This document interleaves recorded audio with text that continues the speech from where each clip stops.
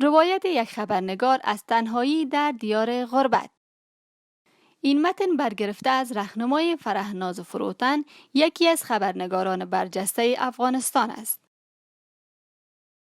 که بنابر تهدیدهای بی‌پیشینه امنیتی افغانستان را ترک گفت و اکنون در امریکا به سر میبرد. بانو فروتن روایتی از تنهایی و دوری خانواده و عزیزانش دارد و از مرگ نابهنگام مادر بزرگش قصه می کند که او از صفحه فیسبوک آگاه می شود. این عزیز به جان برابر دیگر در کنار خانواده ایشان نیست.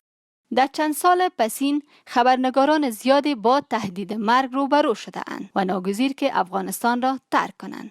این خبرنگار مشهور افغانستان چنان در فراق و اندوی مادر بزرگش روایت دردناکی دارد که استخوان‌سوز و جانگاه است. برای بانو فروتن و خانواده ایشان تسلیت عرض می کنیم و از خداوند برای مادر بزرگش بهشت برین تمنا داریم. روایتی که استخوان سوز است و برای هر انسان عاقل و سالم سخت تکان دهنده است. فرهناز فروتن از خبرنگاران برجسته زن در افغانستان بود که بنابر افزایش تهدیدهای امنیتی از افغانستان بیرون شد و در حال حاضر او در کشور امریکا به سر میبرد. بانو فروتن در فراق مادر بزرگش چنان نگاشته است: روزهای دراز و سبز که زیر درختان توت مصروف بازی بودم. چارمغزهای تازه درختان کاکا قمندان را دزدکی جمع می کردم و دوان دوان تا لب جوی می بردم. بیشتر از این که در خیال و فکر مغز تازه و خوشمزه آن باشم، شوق رنگ حنایی پوست آن وسوسه برانگیز بود. رنگی که بی‌منت لفظیرین به آن لبهایم را رنگ می کردم. صبحها در مغزم تیر می گشت و قلبم را گرم می کند، چنان که گویی در رویا می بینم. خانه های کاگلی شریف خیل بود. کابل درگیر جنگ داخلی بود. اکثر پدرخیلم در وطن نجراب آمده بودند. توشک های وطنی و گیلاس های نلبکی دار روسی که بوبوکلان یک سیت مکملش را در بکس آهنی خود قفل داشت. عاشق آن بکس بودم. فکر می کردم کل شیرنی های عالم درون آن بکس پنهان شده. بوره کمیاف بود. بوبوکلان یک گاو شیری قهوه‌ای رنگ داشت که گاو سرخ می گفتندش. گاهی که مرا با خود به شیر دوشیدن می برد، حیران می ماندم که چطور بوبویم نمی ترسد. چای صبح شیر می بود، نانهای چپاتی و تنوری. بوبوکلان یک دیگ مخصوص گلی برای شیر جوش دادن داشت. خلاصه کل هشتک‌ها شوق امو آخر دیگ شیر بودند. قیمق‌ها در تای دیگ تنی شیر می شد و نان جواری میده کرده با قیماق شیر می خوردیم. همیشه آخر دیگ شیر را با یک قاشق قیماق به من می داد. همیشه پهلوی زانوی هایش می بودم. همیشه در کنار بوبوکلانم می نشستم. آن روزها جوان بود و کمرش راست و گاهی که از میان جر و جویهای شریف خیل وقتی به سوی قریه مادریش جورغر می رفت، سر راه ما چند گل آفتاب پرست می بود. صدای باد در بین برگهای سپیدار دلنواز بود. دستم در دستش از بین عطر خوشگیاهان خودروی قریه می گذشتیم. فصل چیدن آلو بخارا که می شد، سبد آلو بخارا پوست می کرد و مرا هم یاد می داد. یگان 10 تا 6 دانه را پنهانی می خوردم تا یکی را پوست کنم. بوبوکلان می فهمید و لبخند می زد. همیشه استوار و قوی بود. می گفت دل نازک نباشید، زندگی سخت است، توکل به خدا کنید. این روزها دایم می گفتم بوبو دعا بده مرا. دایم می گفت حال بیخی چشمهایم نمی بینه. بچیم از صدا می شناسمتان. دل و جگرم تو می خورد که بوبوگکم چقدر پیر شده است. آخرین باری که مجازی دیدمش حال از دلم رفت. گفتم بوبو جانم چطور شده؟ گفت گریه نکو که مسافر استی. بچه من جور تیار هستم. در این سوی دنیا شب از نیمه رفته است. من همان فرحت کوچک و نازدانه بوبوکلان از فیسبوک می خوانم که دیگر نیست.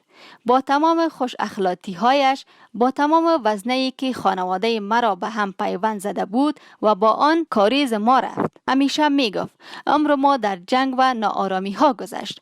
کاش که ملک ما آرام شود. غصه می کرد که چقدر انسان کشته میشه.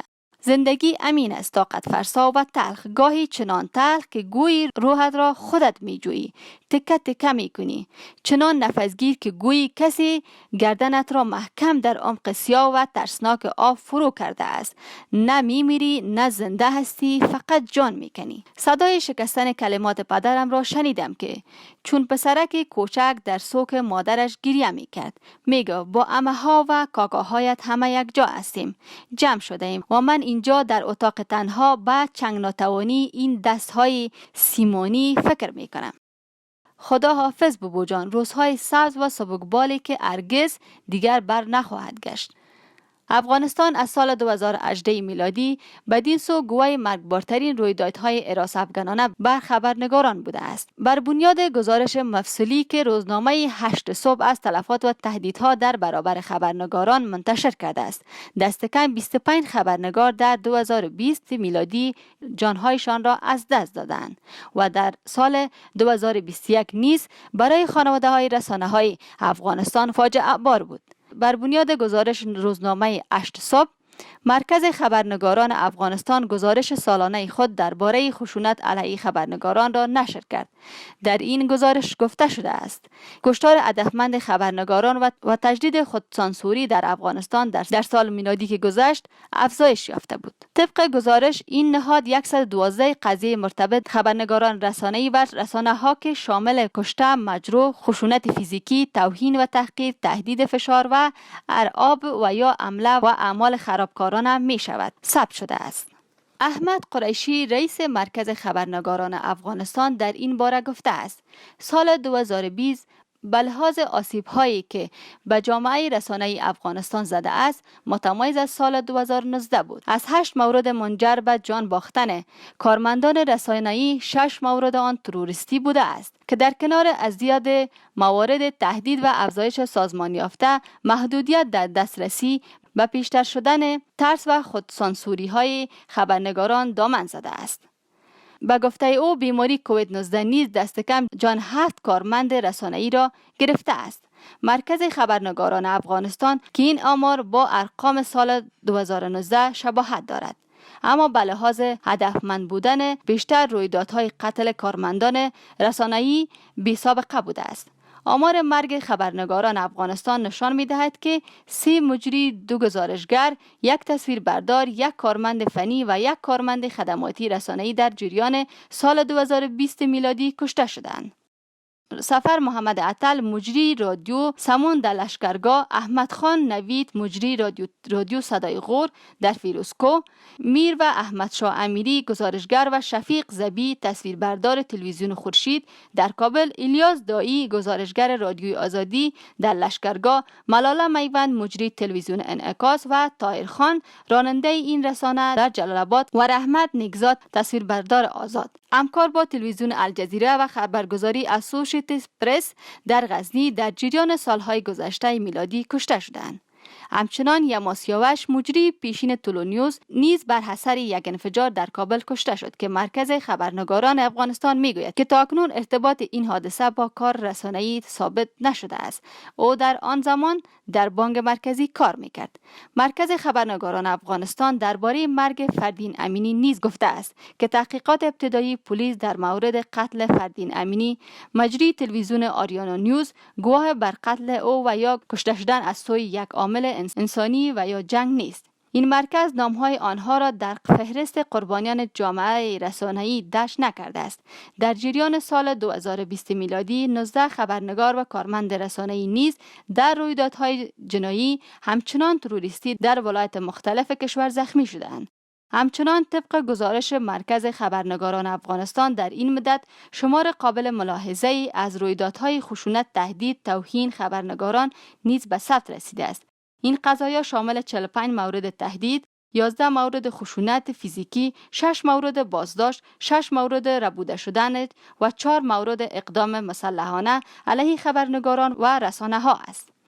در گزارش مرکز خبرنگاران افغانستان آمده است که داعش به کشتن 2 مجری، 1 کارمند فنی و 1 کارمند خدماتی طالبان به کشتن یک گزارشگر و یک تصویربردار و افراد ناشناس در کشتن 2 مجری مظنون و یا متهم هستند. همچنان داعش به زخمی کردن 9 خبرنگار و کارمند رسانه‌ای افراد مسلح ناشناس در 6 مورد و طالبان در 4 مورد متهم شده اند.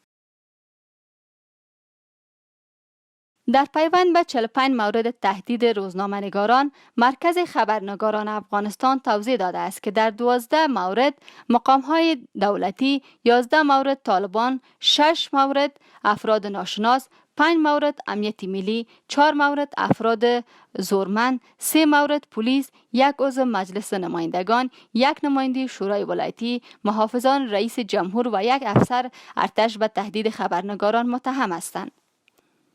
آرزومندیم که این ویدیو را تا پایان دنبال کرده باشید. برای آگاهی یافتن از تازه ترین اطلاعات این کانال را لطفاً دکمه سابسکرایب را فشار دهید و برای آگاهی از تازه ترین های PMG نیوز زنگوله را بزنید. لایک، شیر و کامنت را فراموش نکنید. تا دیدار بعد، بدرود.